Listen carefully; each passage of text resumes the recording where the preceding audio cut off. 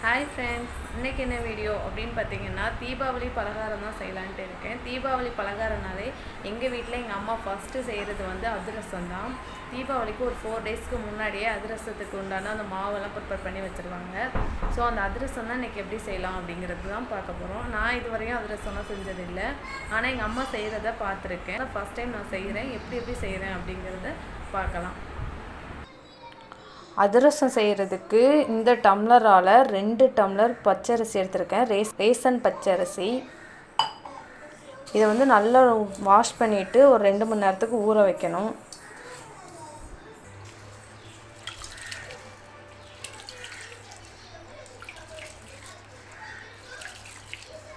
நல்லா வாஷ் பண்ணிவிட்டு ஊற வச்சுருக்கேன். இது வந்து ஒரு 2 மணி நேரம் ஊறட்டும். அரிசியை ஊற வச்சு 2 மணி நேரம் ஆயிடுச்சு. ஓரளவுக்கு நல்லா ஊறிடுச்சு. இப்போ நம்ம வந்து இந்த தண்ணியை வடிகட்டிடலாம்.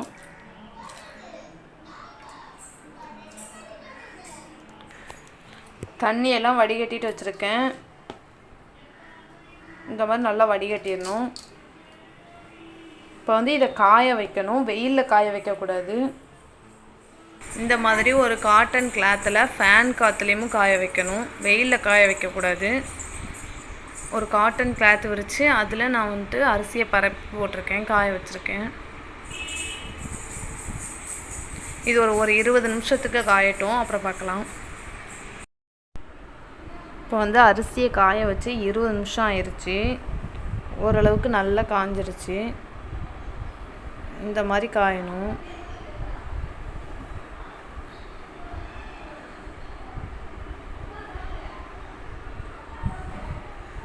அரிசியை காய வச்சு எடுத்துகிட்டு வந்தாச்சு. நான் வந்து வீட்டிலே மிக்ஸி ஜாரில் தான் அரைக்க போகிறேன். இதே நிறைய இருந்துச்சுன்னா கடையில் கொடுத்து அரைக்கலாம். நான் கொஞ்சமாக போட்டுக்கிறதுனால மிக்ஸி ஜார்லேயே அரைச்சிக்க போகிறேன். இப்போ வந்து அரைச்சி எடுத்துகிட்டு வந்துட்டேன். இதை வந்து சலிக்கணும்.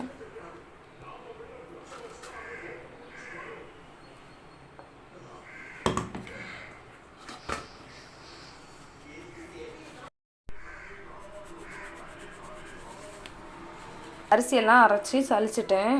இப்போ வந்து நமக்கு மாவு ரெடி ஆயிருச்சு. பாகு காய்ச்சறதுக்கு ஒரு கனமான பாத்திரம் அடுப்பில் வச்சுருக்கேன்.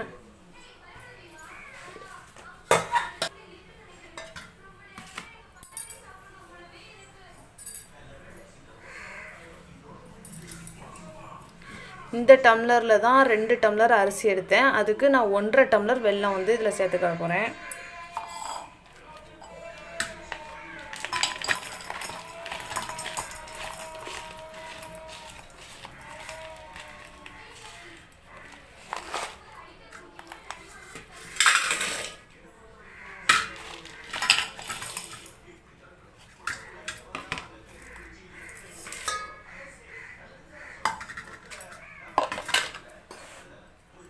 இது கூடவே கொஞ்சமாக தண்ணி சேர்த்துக்கிடுவேன்.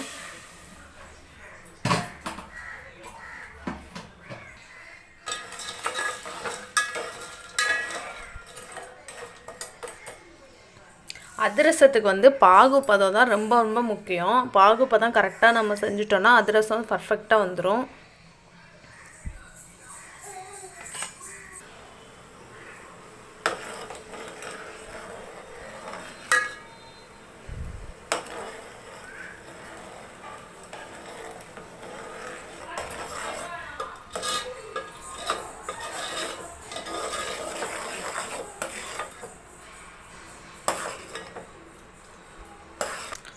பாகுபதம் செக் பண்ணுறதுக்கு இந்த மாதிரி பவுலில் கொஞ்சமாக தண்ணி எடுத்துக்கணும். இப்போ வந்து இது ஓரளவுக்கு நல்லாவே திக்காயிருக்கு.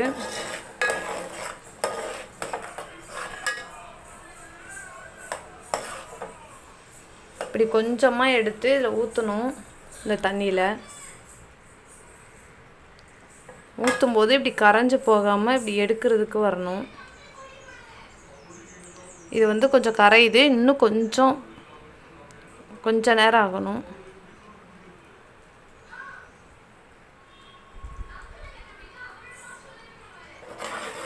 இப்போ வந்துட்டு செக் பண்ணி பார்க்கலாம். நல்லாவே திக்காயிடுச்சு. கொஞ்சமாக எடுத்து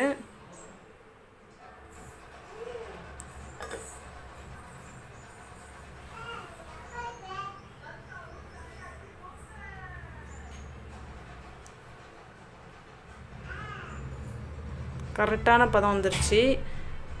இது வந்து இப்படி கொல கொலன்னு இருக்கணும், ரொம்ப கெட்டியாயிடக்கூடாது. இந்த மாதிரி இருக்கணும். இதுதான் கரெக்டான பதம்.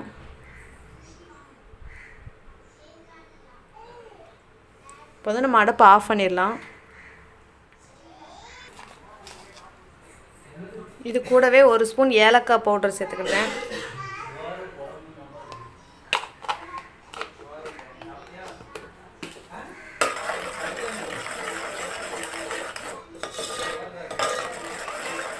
இப்போ வந்து நம்ம அடுப்பு விட்டு இறக்கிடலாம். இப்போ வந்து அடுப்பு விட்டு இறக்கியாச்சு. மாவை கொஞ்சம் கொஞ்சமாக இதில் போட்டு மிக்ஸ் பண்ணணும்.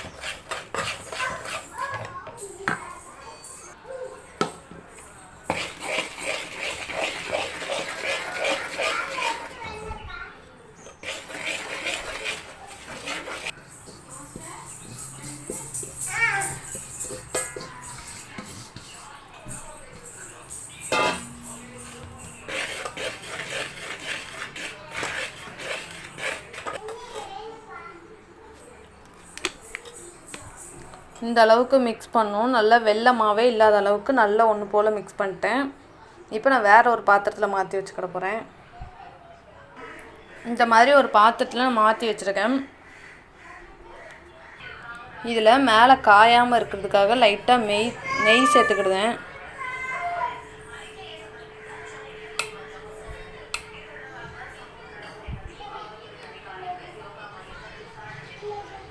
இதை வந்து ஒரு மூடி போட்டு மூடக்கூடாது. மேலே ஒரு துணியை வச்சு கட்டி வச்சிடணும்.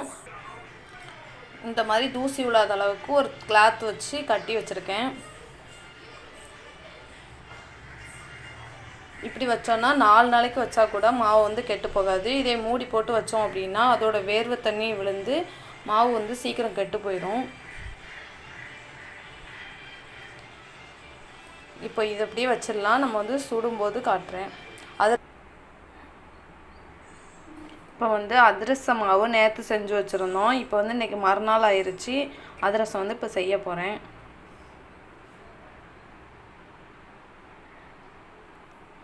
கொஞ்சமாக மாவு எடுத்துக்கணும்.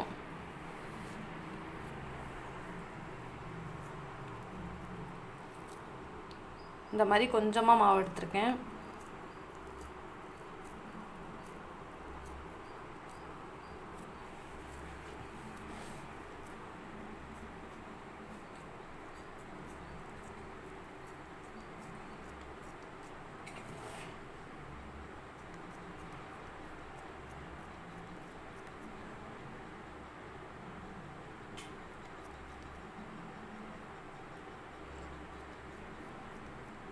இந்த மாதிரி தட்டி இதில் வந்து ஓட்டை போட்டுக்கிடுவோம். நாங்கள் வந்து அதிரசத்துக்கு ஓட்டை போட்டு தான் அதிரசம் செய்வோம்.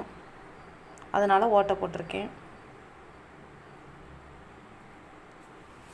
இதை இப்படியே எண்ணெயில் போட்டு சுட்டு எடுத்துடலாம். இங்கே எண்ணெய் வந்து காய வச்சுருக்கேன். இப்போ எண்ணெய் வந்து ரொம்பவும் ஹீட் ஆகக்கூடாது, ரொம்ப கம்மியாகவும் ஹீட் இருக்கக்கூடாது. எண்ணெய் மிதமான சூட்டில் இருக்குது. இப்போ நம்ம அதிரசத்தை போட்டு பொரிச்சு எடுத்துடலாம்.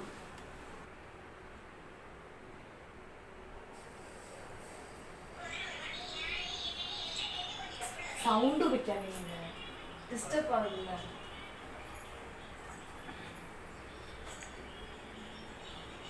ஒன்று ஒன்றா தான் போடணும். எல்லாத்தையும் அடுத்தடுத்து போட்டோன்னா ஒட்டிக்கும்.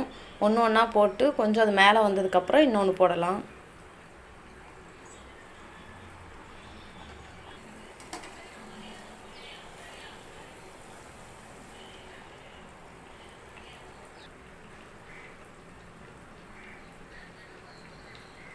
ஒரு பக்கம் செவந்ததுக்கப்புறம் இன்னொரு பக்கம் திருப்பி விட்டுக்கணும். 2 பக்கமும் மாற்றி போட்டு நல்லா வேக வச்சு எடுத்துக்கணும்.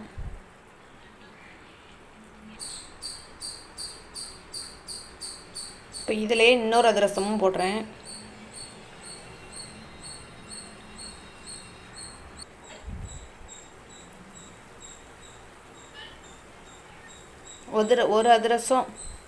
ஒரு அதிரசம் நல்லா செவந்துருச்சு. இதை இப்போ எடுத்துடலாம்.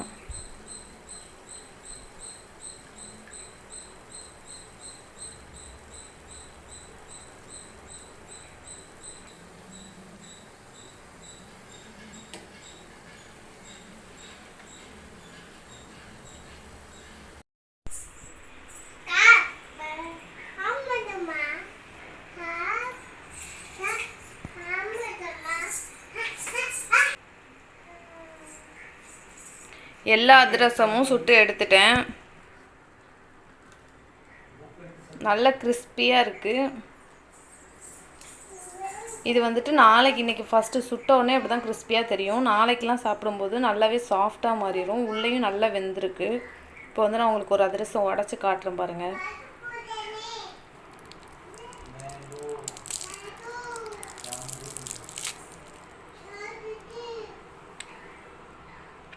உள்ளெல்லாம் நல்ல மாவு வெந்திருக்கு.